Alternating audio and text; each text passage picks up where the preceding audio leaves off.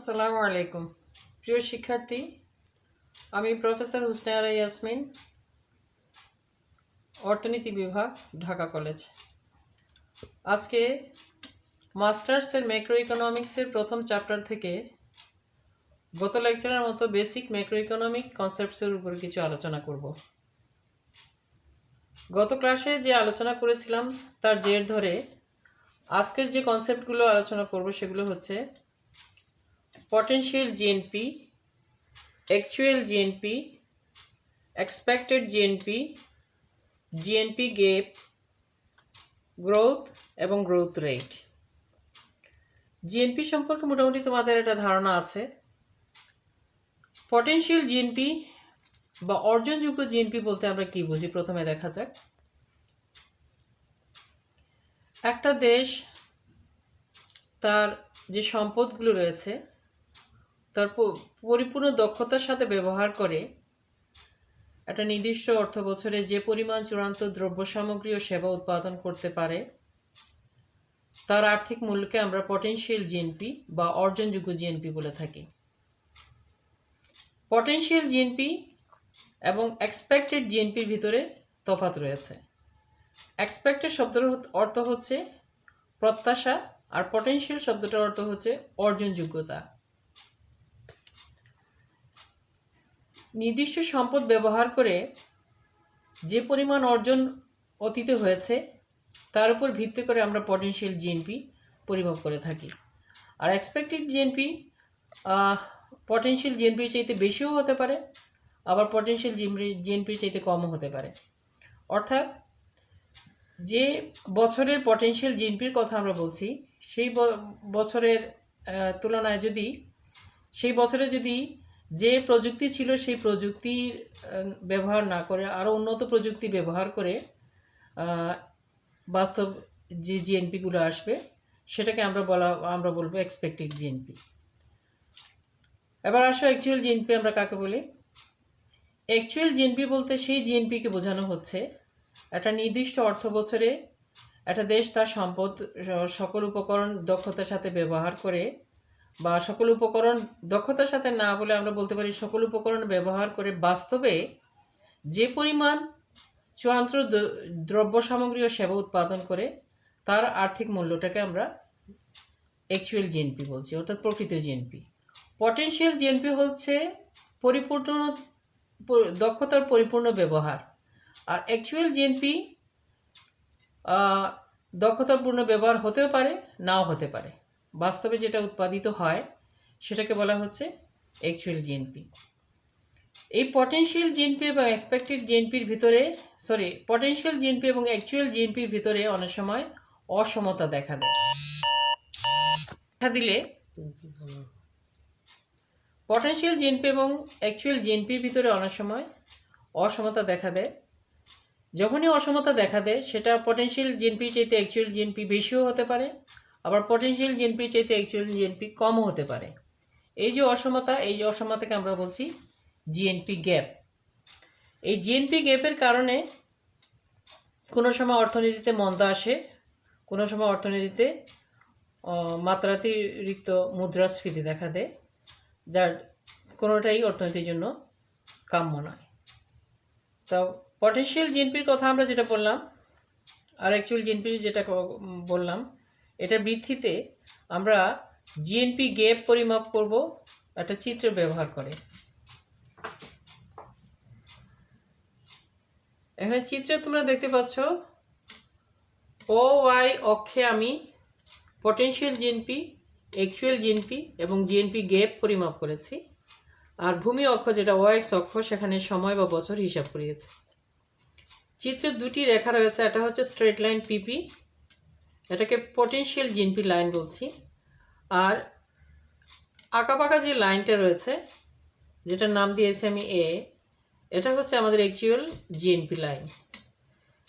চিত্রে এ বিন্দু অনুসারে আমরা দেখতে পাচ্ছি, ধরো 2016 সালে পটেনশিয়াল জিএনপি ছিল আমাদের 2016 থেকে এ বিন্দু পর্যন্ত, বাস্তব অ্যাকচুয়াল জিএনপিও এ থেকে 2016 থেকে এ পর্যন্ত, এই অর্থাৎ দুইটা পরিমাপই সমান, অর্থাৎ এই জায়গাটাতে, এই বিন্দুতে জিএনপি গ্যাপ হচ্ছে 0। অর্থনীতি স্থিতিশীল অবস্থা রয়েছে, এখানে মুদ্রাস্ফীতিও নেই, মন্দাবস্থাও নেই। বি বিন্দু দিয়ে আমরা এই পটেনশিয়াল জিএনপি লাইন এবং অ্যাকচুয়াল জিএনপি লাইনের ভিতরে একটা গ্যাপ দেখিয়েছি।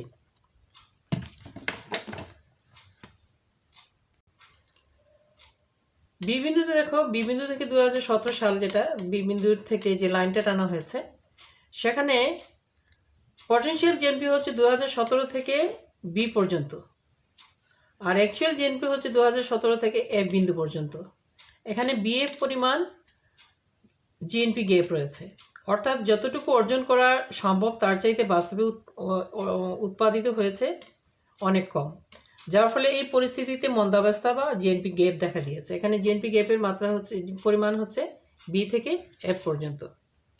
আবার 2018 সালে আমরা দেখতে পাচ্ছি সি বিন্দু থেকে দেখা যাচ্ছে, সি থেকে 2018 সাল পর্যন্ত যে লাইন টানা হয়েছে সেটা হচ্ছে অ্যাকচুয়াল বা বাস্তব জিএনপি লাইন।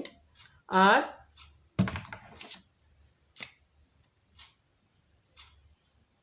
সি থেকে 2018 সাল পর্যন্ত লম্বা লাইনটা হচ্ছে অ্যাকচুয়াল জিএনপি লাইন, আর এই জি থেকে 2018 পর্যন্ত যে লাইনটা সেটা হচ্ছে পটেনশিয়াল জিএনপি। অর্থাৎ যতটুকু আমরা অর্জন করতে পারতাম বাস্তবে হয়তো উন্নত প্রযুক্তি ব্যবহার করে 2018 সালে আমরা তার চেয়ে বেশি উৎপাদন করতে সক্ষম হয়েছি। তাই এই সিজি যেটা, এটাকে আমরা জিএনপি গ্যাপ বলছি ঠিকই, এটাও জিএনপি গ্যাপ, বিএফও জিএনপি গ্যাপ, বাট এখানে পটেনশিয়াল জিএনপির চাইতে অ্যাকচুয়াল জিএনপি বেশি হওয়ায় সেখানে মুদ্রাস্ফীতি দেখা দিয়েছে এবং মুদ্রাস্ফীতির উচ্চ হারে দেখা যাচ্ছে। তাহলে দেখা যাচ্ছে যে জিএনপি গ্যাপ বলতে আমরা মূলত অ্যাকচুয়াল এবং পটেনশিয়াল জিএনপির মধ্যকার ব্যবধানকে বোঝাচ্ছি। তবে সাধারণত জিএনপি গ্যাপ বলতে পটেনশিয়াল জিএনপির চাইতে অ্যাকচুয়াল জিএনপি যে কম উৎপাদিত হয় সেই অবস্থাটাকেই মিন করার চেষ্টা করা হয়। মাইক্রো ইকোনমিক্সে সেটা নিয়ে আলোচনা করা হয়। তো এই জিএনপি গ্যাপ,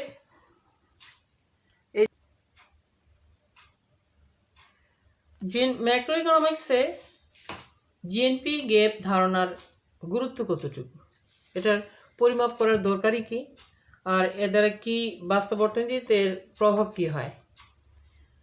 বাস্তবে অর্থনীতির স্বাভাবিক অর্থাৎ স্টেবিলিটি অর্জনের জন্য পটেনশিয়াল এবং অ্যাকচুয়াল জিএনপির ভিতরে সমতা থাকা প্রয়োজন, যেটা এই বিন্দুতে আমরা দেখতে পাচ্ছি। এটাকে আমরা স্থিতিশীল অর্থনৈতিক অবস্থা বলছি। যদি কোনো কারণে এই গ্যাপ তৈরি হয় বিএফ পরিমাণ কিংবা সিজি পরিমাণ, তাহলে সেক্ষেত্রে মন্দাবস্থা কিংবা মুদ্রাস্ফীতি দেখা দেয়। মুদ্রাস্ফীতি বা মন্দাবস্থায় বেকারত্ব আসে, মুদ্রাস্ফীতিতে দ্রব্যমূল্য বৃদ্ধি পায়, মানুষের ক্রয় ক্ষমতা নাগালের বাইরে চলে যায়। এই দুটো অবস্থাই অর্থনীতির জন্য কাম্য নয়। তাই মুদ্রাস্ফীতি জিএনপি গ্যাপ পরিমাপের ভিত্তিতে আমরা সেই অবস্থায় কোন ধরনের রাজস্ব নীতি বা আর্থিক নীতি গ্রহণ করতে হবে, পলিসি মেকাররা সেটা সিদ্ধান্ত নিতে পারেন এবং প্রকৃত পলিসি প্রয়োগের ফলে বাস্তবে অর্থনৈতিক পরিস্থিতি স্টেবিলিটি বা স্থিতিশীলতার দিকে আসে, যেখানে জিএনপি গ্যাপ নেই। এবার আসা যাক জিএনপি গ্রোথ এবং গ্রোথ রেট ব্যাপারে। গ্রোথ বা প্রবৃদ্ধি বলতে আমরা কি বুঝি? বিগত বছরের তুলনায় এই চলতি বছরের জিএনপি কতটুকু বৃদ্ধি পেয়েছে সেই বৃদ্ধির হারটাকে বলা হচ্ছে গ্রোথ। সেটাকে যখন শতকরা হারে প্রকাশ করা হয় তখন সেটাকে বলা হয় গ্রোথ রেট। অর্থাৎ একটা ভিত্তি বছরের তুলনায় চলতি বছরের জিএনপি কতটুকু বৃদ্ধি পেয়েছে সেই বৃদ্ধি পাওয়ার হারটা পরিমাপের যে পদ্ধতি, সেই পদ্ধতিকে আমরা গ্রোথ রেট বা প্রবৃদ্ধির হার পরিমাপ বলে থাকি। এটা একটা সূত্রের মাধ্যমে পরিমাপ করা যায়। আমি চিত্রে একটা সূত্র দেখিয়েছি তোমাদের। গ্রোথ রেটের সূত্রকে আমরা জিএনপি, বর্তমান বছরের জিএনপি থেকে বিগত বছরে যেটা ভিত্তি বছর, যেটার উপর ভিত্তি করে আমি জিএনপি গ্রোথটা পরিমাপ করব, বিগত বছরের জিএনপি দেখিয়েছি। এবং এই দুইটার গ্যাপটাকে বিগত বছরের জিএনপি দিয়ে ভাগ করে সেটাকে যদি শতকরা হারে প্রকাশ করা হয় তাহলে গ্রোথ রেটটা বের হয়ে আসে। ধরি Y1 হচ্ছে আমাদের চলতি বছর এবং Y0 হচ্ছে আমাদের ভিত্তি বছর, যেটার উপর ভিত্তি করে আমরা Y1টাকে পরিমাপ করতে যাচ্ছি। ধরি Y1-এ জিএনপি প্রবৃদ্ধি জিএনপি হচ্ছে 5,000 কোটি টাকা, আর Y0-এর জিএনপি হচ্ছে 4,000 কোটি টাকা। এখন এই তথ্যগুলোকে যদি আমরা এই সূত্রে প্রয়োগ করি তাহলে দেখা যাচ্ছে 5,000 কোটি টাকা মাইনাস 4,000 কোটি টাকা ডিভাইডেড বাই 4,000 কোটি টাকা, সেটাকে আমরা শতকরা হারে প্রকাশ করেছি এবং আলটিমেটলি গ্রোথ রেট বের হয়ে আসছে 25%, অর্থাৎ 25%।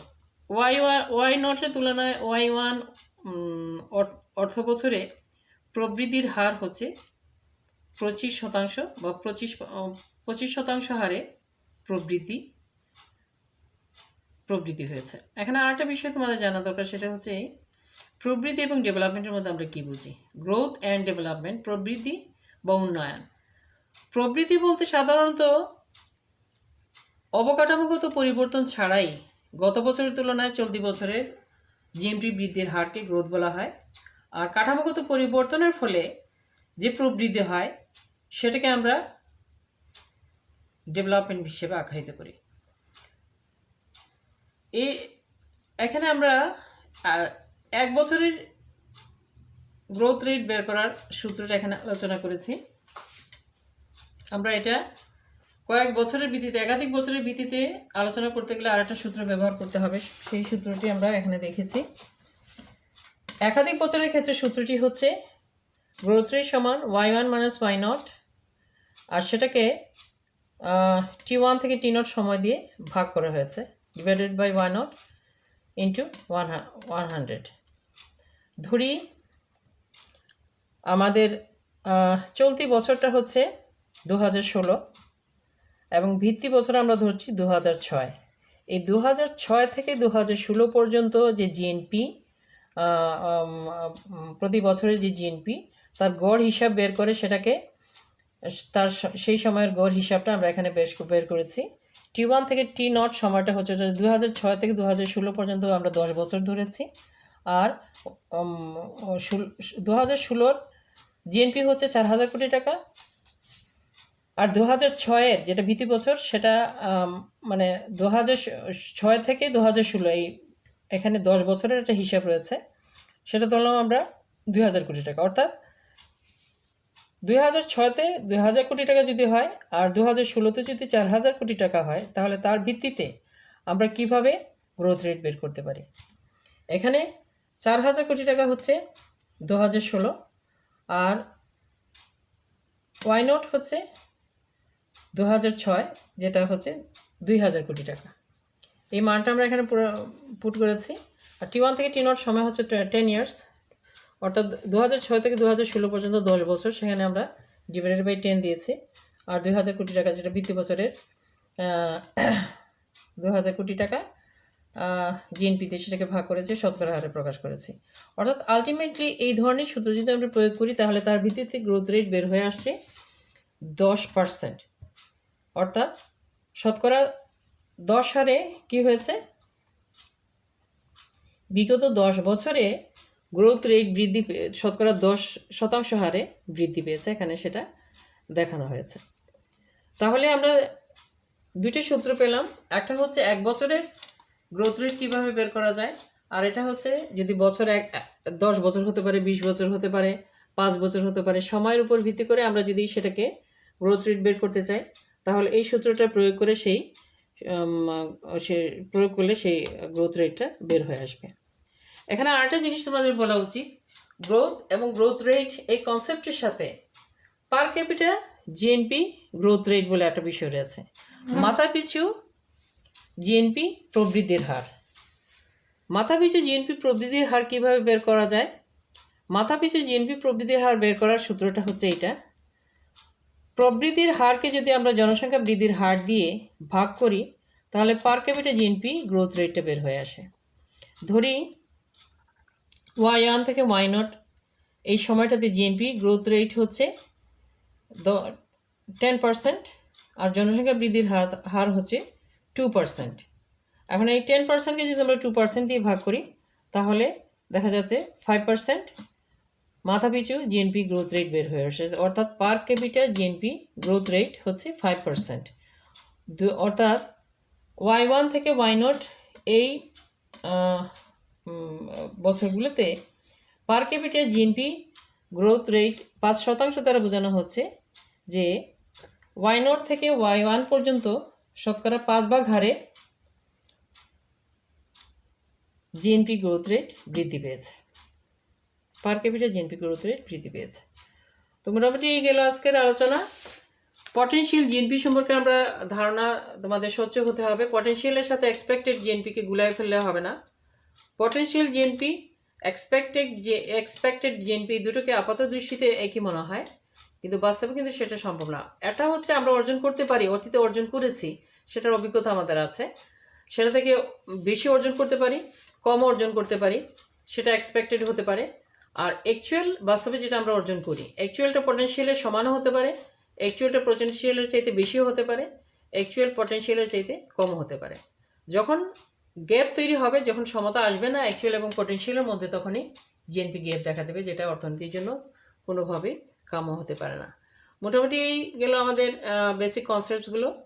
আগামী ক্লাস থেকে আমি 2 নম্বর চ্যাপ্টার থেকে কিছু টপিকস নিয়ে আলোচনা করব তোমাদের সাথে। তো আজ এ পর্যন্তই। আল্লাহ হাফেজ।